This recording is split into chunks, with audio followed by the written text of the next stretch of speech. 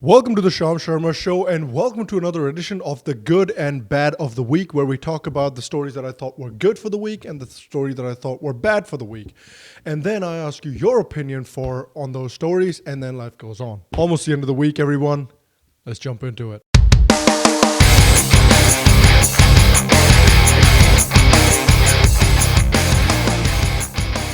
Hello, and welcome. Welcome to another edition of the Good and Bad of the Week on the Sham Sharma Show. Thank you very much for joining me. I appreciate you. Now, before I start, on this channel, I talk about Indian and international news, and I try to provide an alternative perspective to the perspective that is usually propagated by the media and in the general conversation. So if you're new here, please consider subscribing. All right, so our first good of the week is the Gujarat Elections. So recently, Gujarat Elections were held and the BJP retained the state for the sixth consecutive time in a row. Now, in today's day and age, that's a fantastic achievement. So the BJP won 99 seats and the Congress won 77 seats. And people are, bending over backwards in the media to award this as a victory to the Congress party and to Rahul Gandhi. And I do not think that's true. I've done an entire video on the Gujarat elections, so go ahead and go check that out. But I'll give you my 4 key takeaways from this election. First takeaway, the BJP bucked a 22-year anti-incumbency trend. The Congress threw everything at them and they still retained the state. And urban areas came out and voted in large numbers for the BJP still. Takeaway number 2. The Congress, again, like I said, threw everything at this election and the kitchen sink and still lost. So nobody's talking about the fact that Rahul Gandhi, since he's become president, has lost his first 2 elections. They're trying to paint this as a victory for him, and it's not true. They tried all caste-baiting politics. They tried all that religion-baiting politics, and they tried to divide people among caste and religious lines as much as they could in this election as well, but it did not work for them. So yes, it is a clear loss for the Congress. Takeaway number 3, there are lessons to be learned here for the BJP. Lesson number 1 is that in the rural areas, the BJP did not perform as well as they wanted to. In areas like Saurashtra and Kutch, the BJP and the Congress were actually pretty neck and neck, and the Congress actually won a lot of seats in the rural areas. And that's something that the BJP will need to look at, because in 2018, there's elections coming up in Rajasthan, in Madhya Pradesh, in Chhattisgarh, and these are more rural states than Gujarat. So if the Congress was able to exploit the rural problems in Gujarat so well, you bet they're going to try and do that in these elections as well. So that's something that the BJP needs to prepare for. That's something that the BJP needs to look at and fix. And finally, the BJP needs a strong regional leader. They cannot use the strategy of trotting out Narendra Modi in Gujarat every time there's a state election and hoping that Modi's going to win them that election. It's been working so far, but it's a very, very dangerous strategy to rely on. That's something they need to look into as well, and they need to cultivate a strong regional leader in Gujarat. Now, next bit of news. Now, this is kind of a lukewarm good, like that. So there were civic body elections held in Punjab. They were held in Patiala, Jalandhar, and Amritsar. And the Congress party actually did really, really well in these civic elections. And one of the things that happened is the Aam Aadmi Party lost a lot of ground, and all that lost ground was actually taken by the Congress rather than the BJP Shiromani Akali Dal Alliance. One of the reasons for it is, of course, Captain Amrinder Singh, who has, like I said before in a video, who has many things that can be liked about him. So having a strong regional leader like that in Punjab has really helped the Congress party. Now, the other thing, which is actually a really good thing, is that the Aam Aadmi Party has lost a lot of ground in Punjab. Now, I know this is a small election. This is a very small representation of the whole of Punjab. But the Aam Aadmi Party has been involved in controversies. Like, for example, the Aam Aadmi Party run the state assembly elections on a strict platform of being anti-drug and rooting out the drug problem from Punjab. But their leader of opposition, Sukhpal Singh Khera, was actually summoned in a Fazilka court in relation to drug smuggling charges. Not just that, they've also been, again, slightly ambiguous when it comes to the whole Khalistan issue. So they have lost a lot of ground there, and at the moment it looks like Congress is the party that's been able to take that ground up.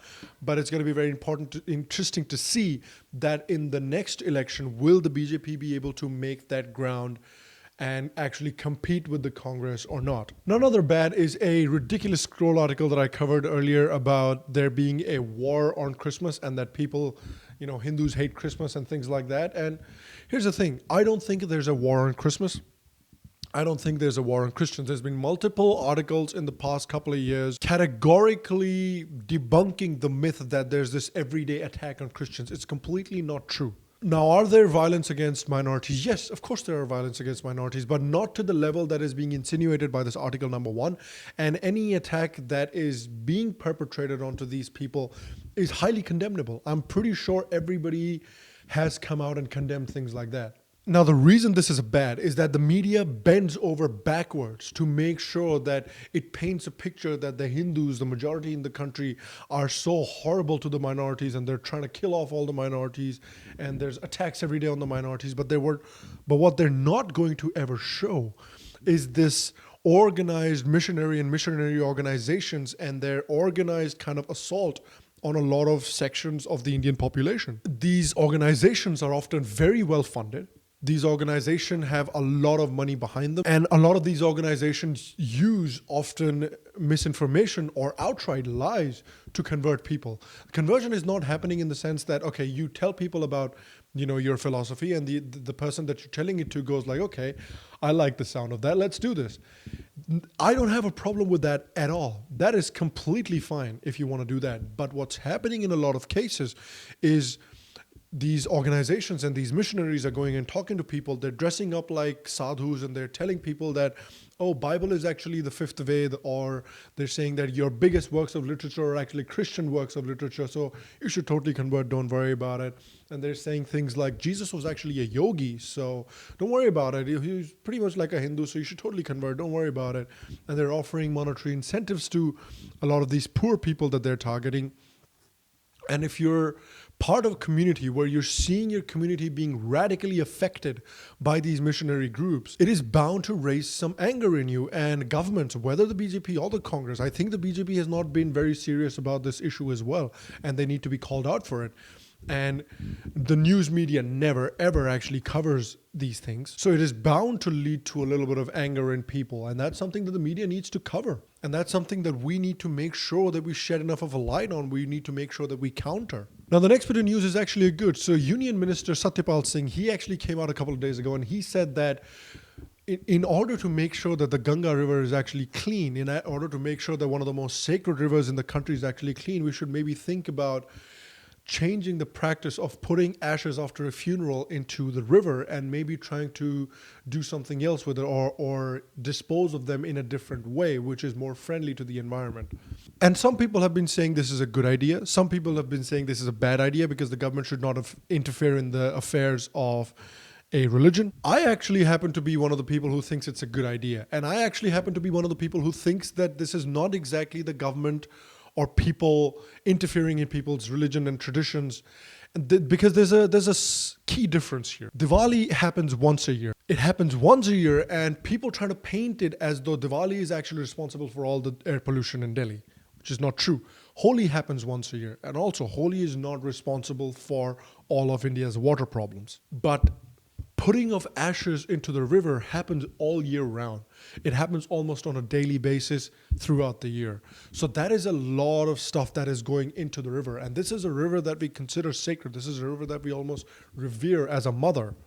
So I think it's incumbent upon us as a civilization to make sure that one of our most sacred rivers in our culture is clean as a whistle. So we can't expect the government to make sure that the river is completely clean. We have to do our part as people as well.